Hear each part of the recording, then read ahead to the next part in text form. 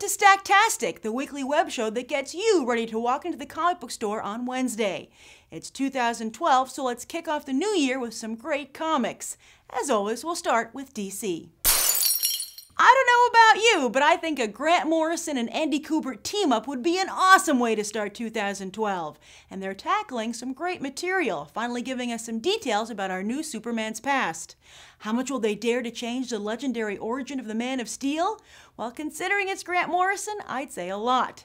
This week we'll also get a chance to discover the history of Africa's first and last superhero team, the Kingdom in Batwing.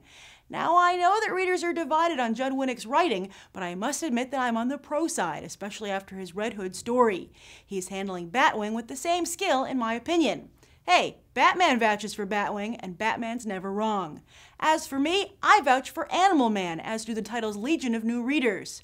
We might have all been scratching our heads over Sweet Tooth, but writer Jeff Lemire has really been proving himself with his new take on not just Buddy, but the whole Baker family.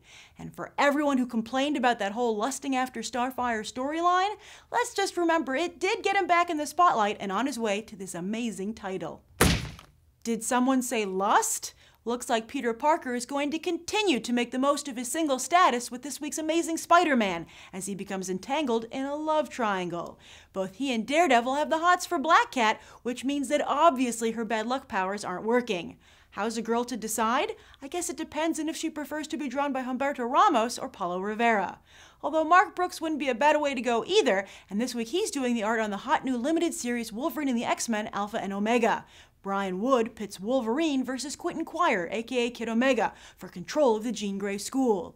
Yay! They've put everything I dislike about the Wolverine and the X-Men title into its own book. But as an X-Men fanatic, I can't resist picking this up anyway, and I bet you can't either. And while we're talking about the X-Men, who else is excited to return to the Age of Apocalypse? Uncanny X-Force offers up a .1 introduction issue this week, setting the stage for Marvel's new Age of Apocalypse ongoing.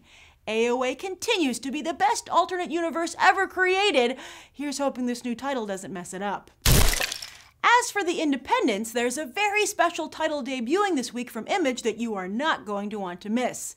Ed Brubaker and Sean Phillips team up once again to bring you Fatale, a horror noir that takes place in modern day but tells a story that began in 1935. Genre shades of American Vampire? We can only hope. So as 2012 kicks off, so does Think About the Ink's first year. I hope you're enjoying this new comic book channel, and we'll tune in next week for the return of Between the Pages, which took a short break over the holidays. Also starting next week, I'm going to be adding a new section to Stacktastic that gives a shout out to the titles that you recommend in the comments below, so be sure to share. I'm Grace Randolph for Think About the Ink, and I'll see you next week. Until then, happy reading.